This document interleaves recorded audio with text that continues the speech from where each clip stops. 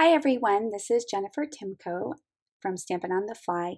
I'm here today to show you a little bit about my Copic coloring for the card I created for this week's Freshly Made Sketches 401. I've had a couple of requests intermittently to show you how I color some of the things, so I thought that this was the perfect card to be able to share it with you.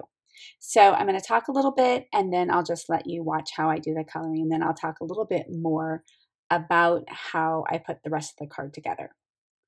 So for me, I find that a lot of times starting off with Copic coloring, I start with the lightest shade, work towards the darker one, and then graduate back down to the lighter one for blending. So that's what I'm showing you today. I'm keeping the caps out so that you can see the colors, but I also will have them posted up at the top throughout the segments. So I started with my lightest color, which is Y11, and then I blended in the Y21, and I'm just trying to add some shading. I picked a light side and a dark side. It doesn't really matter which one. I tend to favor dark on the left, but that's maybe because I'm right-handed. And then I come in with the YR24. And now I am speeding this up just so that I can save you some of your valuable watching time. And then as you can see, I'm coming back to the Y21 and I'll come back to the Y11. On this card, I also use a technique called stippling.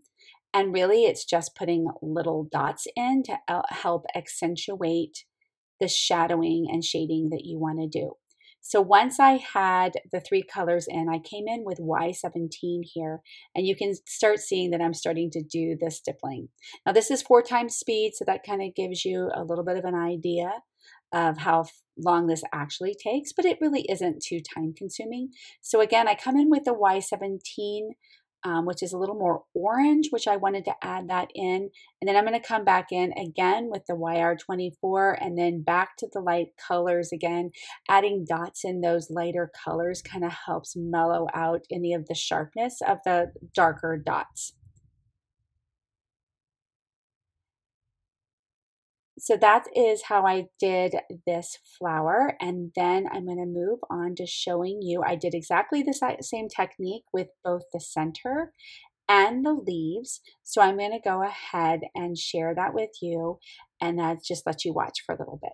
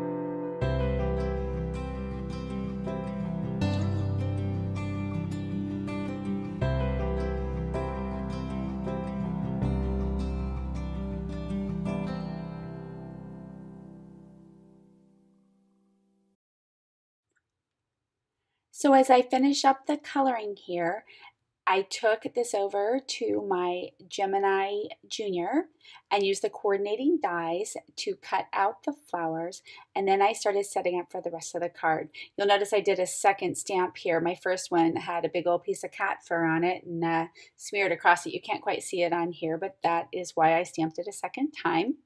I cut it out using an oval die, and then I started kind of setting up how I was going to use the sketch.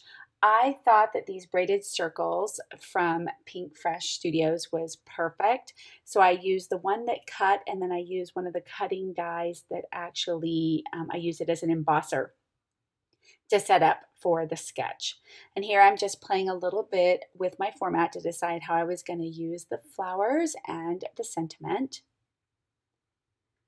I use these foam squares, the Gina K foam squares, pop everything up, and those things are awesome. So you can see by the little papers over to the side as I go along how many of them I actually use, but they're fantastic. They pop up great. I can cut them into little pieces for small die cuts and things like that, so they're great. And so here we are. I cut back my layer and I completed my finished card. I hope you like this one today. I very much appreciate you dropping by, and I hope to see you again at Stampin' on the Fly soon. Have a great day.